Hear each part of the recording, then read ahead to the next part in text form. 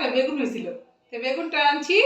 আর এটা হচ্ছে বড় আমার গাছের লাউ, বৌদি লাউটা পেরে দিছে। আর দেখ ভাই থাকলে কত সুবিধা, কি আনন্দ আকাশে বাতাসে। তো এই অনেকদিন পর গাগিনাপাড় আসছি, গাছটি একটু কাটাই ছাটাই করে দিচ্ছি, কারণ গাছের বড় বড় পাতা থাকলে আমার ভালো লাগে না, আমি একটু ছাটখাট করে দিই, কাটিং করে দিচ্ছি। এই 3বার ভিডিও করলাম, আমি জানি না মোবাইলে কি সমস্যা হয়েছে, একা একাই ভিডিওটা অফ হয়ে যেতেছে। এই যে কাঁঠাল গাছটা, এই দেখো ডালটা বড় হয়ে গেছে, যদিও আরও আগে কেটে দেওয়া দরকার ছিল, তারপরেও কেটে দিতে হবে, বিধায় ডালটা কেটে দিলাম। কাটিং না করলে গাছ আমার মনে হয় ভালো করে বাড়তে পারে না। কাটছেট করতেছি, আইসা দেখি এত বড় একটা কাঁঠাল গাছ মরে গেছে, কীভাবে মরলো জানি না। তো গাছটারে সুন্দর করে এই জন্য কাইটা দিয়া মাথায় গোবর বাঁধা দিছি। এই যে গাছটা মাথায় গোবর বাঁধা দিছি, যদি ঠাকুর করলে বাঁচে। আর এর সুন্দর করে ছাটাই দিলাম। কিছু ছিল, মানে কাঁঠাল গাছের কিছু ডাগা কেটে দিয়েছি, কিছু এই যে এগুলা কাটাই ছাটাই করে দিয়েছি। এই যে গাছ কাটছাট করে না দিলে আমার মনে হয় গাছটা যেন কষ্ট পেয়েছে, গাছটা ঠিকভাবে বাড়তে পারে না, এটা আমার মনে হয়। এই জন্যই মূলত কেটে দেওয়া।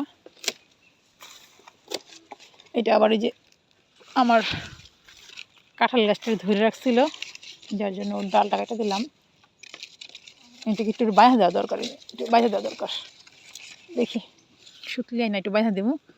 আর ওদেরকে একটু ডালপালা ছাটাই দিই, যেন ওর ডিস্টার্ব না হয়, এই আর কি। এই যে এখন ও একটু ঝরঝরা হয়েছে। এরকম যে সেগুন গাছের ডালপালা কেটে দিলাম, এটা কেটে দিলাম, ওটা কেটে দিলাম, টুকটাক একটু কাইটা কুইটা ওদেরকে একটু ফ্রি করে দিতেছি আর কি। তো আমি যখন আসি তখন কাটারটা নিয়ে আসি বাড়ি থেকে, কারণ আমি জানি আমার একটু ডালপালা কেটে দিতে হইব। ওরা যেন আমার বলে যে আসো না কেন, কষ্ট পাইতেছি, এরকম। মানে গাছের যত্ন না করলে গাছ কি কখনো হয়। কিন্তু এই যে আইসা দেখি ওই কোনো একটা নারকেল গাছ ছিল, নারকেল গাছটা কেউ উঠায় নিয়ে গেছে, এত বড় কাঁঠাল গাছটা মরে গেছে। তারপরে এই যে ছাগলে এইটা খাওয়া ফেলেছে, ওটা এতগুলো আম গাছ লাগাইলাম, সবগুলো শেষ। তো এইগুলো দেখে মন এত কষ্ট লাগে যে আমার এখন এই জন্য আইতে ইচ্ছা করে না, যে কষ্ট করে লাগাইছি সেগুলার এই অবস্থা দেখলে না খুব খারাপ লাগে। এই যে কিছু আগাছা আছে, আগাছাগুলো পরিষ্কার করে দিতে হবো।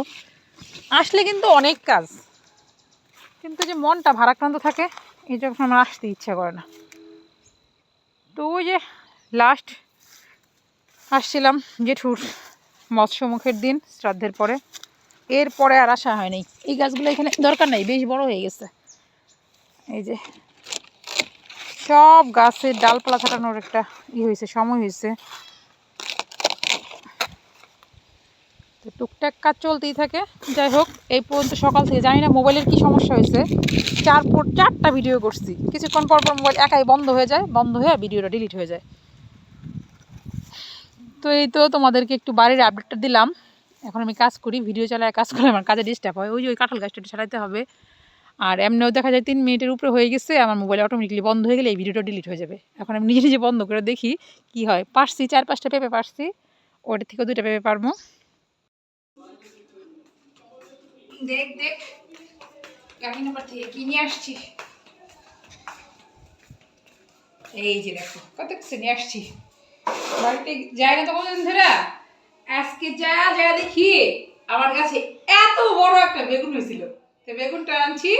আর এটা হচ্ছে বড় আমার গাছের লাউ, বৌদি লাউটা পেরে দিছে।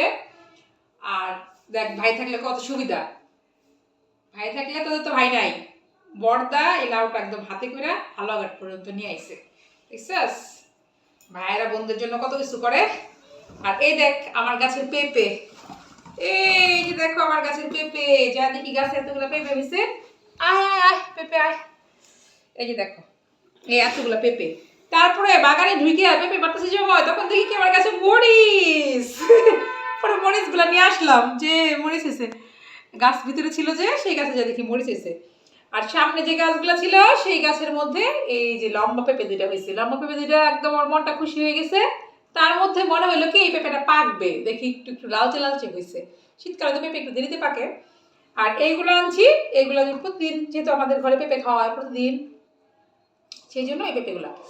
আর এই হচ্ছে ভাঙ্গিনাপাড়ের প্রাপ্তি, বুঝছো? এটা হচ্ছে বড়দার গাছের লাউ, বৌদি পেড়ে দিছে। আর এই পেঁপেগুলো আমার গাছের।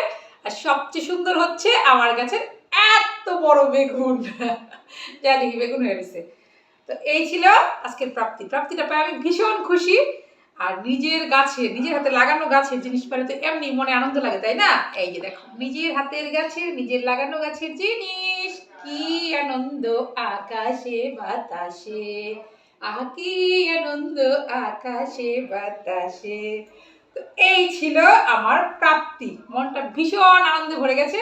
তো যাই হোক, এখন তো বাড়ি থেকে আসছি, সব হয়েছে।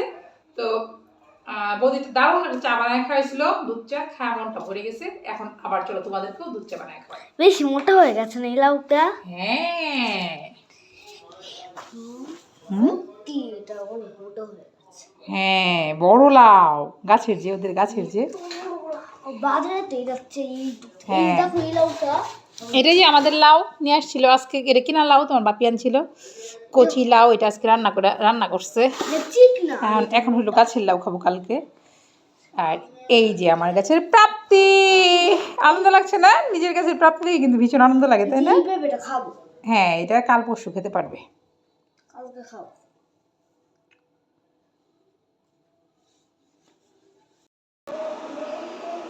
গাঙ্গিনাপাড় থেকে আইসা আমার একটু দুধ চা খাইতে ইচ্ছা করেছে। বৌদি একটা দুধ চা খাওয়াইছিল, খুবই মজা হয়েছিল, একদম গরুর দুধ দিয়ে খাঁটি দুধ চা। তো খাই আইসা এখন আবার ওর বাবারে কইলাম যে দুধ চাটা খুব মজা হয়েছে, ওর বাবা কইছে টেলি দুধ চা বানাও। এখন ওই যে আমি ডানুতে দুধ চা বানাতেছি, চাটা হয়ে গেছে। দুধ চা খেতে কিন্তু ভীষণ ভাল লাগে আমার, যদিও আজকে 2 কাপ খাওয়া হয়ে যাবে এখন।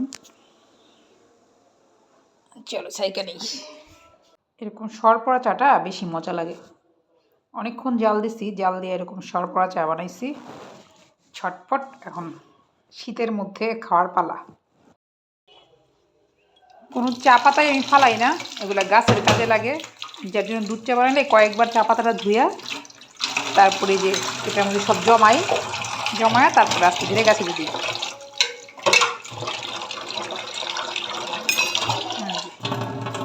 এইভাবে করে কয়েকবার ছাকায়া তারপর আমি জল দিয়ে এটা রেখে দিই। রেখে দিয়ে পরে অনেকটা চা পাতা জমে, এগুলা যখন এটা ভরে যায় তখন আমি গাছে দিই।